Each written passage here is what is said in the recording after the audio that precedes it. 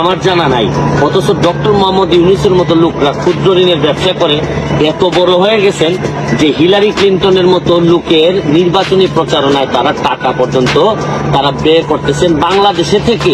বাংলাদেশের মানুষের টাকা উনি হিলারি ক্লিন্টনের এই নির্বাচনী প্রচারণায় দিচ্ছেন।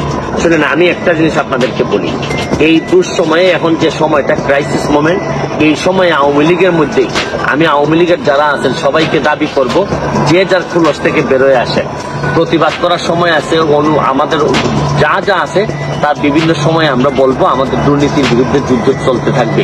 কিন্তু এখন মনে রাখবেন যে জননেত্রী শেখ হাসিনা, আমি বারবার বলছি যে উনি যদি না থাকেন তাহলে আমাদের মতো মানুষের প্রতিবাদ করার সাহসও থাকবে না। কারণ উনি বঙ্গবন্ধু কন্যা বলেই আজকে আমাদের এরকম প্রতিবাদ করার সাহস আমরা পাচ্ছি। শুনেন, দেশের মধ্যে দুই দলের মধ্যে বিভক্তি থাকতে পারে, কিন্তু আরেক দলকে পরাজিত করার জন্য বিদেশের যারা, আপনারা জানেন যে এই আমেরিকা কিন্তু ইতিহাসের পুনরাবৃত্তি। ৭১ সালের যুদ্ধের সময় আমেরিকা আমাদের বিরোধিতা করছে।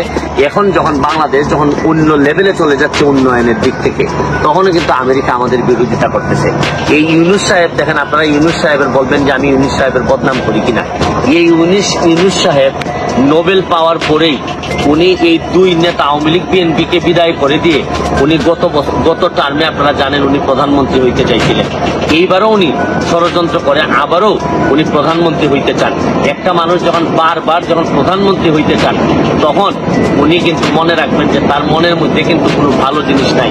পদ্মা সেতুতে উনি বিরোধিতা করছেন। শুনেন, যাই করুক না কেন উনি বাংলাদেশের বিরোধিতা করতেছেন, এইটা বাংলাদেশের জন্য কোনো ভালো হবে না। এবং উনি যত বড় নোবেল বিজয়ী হন না কেন, নিজের দেশের বিরোধিতা করে আমার মনে হয় উনি কোনোদিন মানুষের মনে জায়গা নিতে পারবেন না।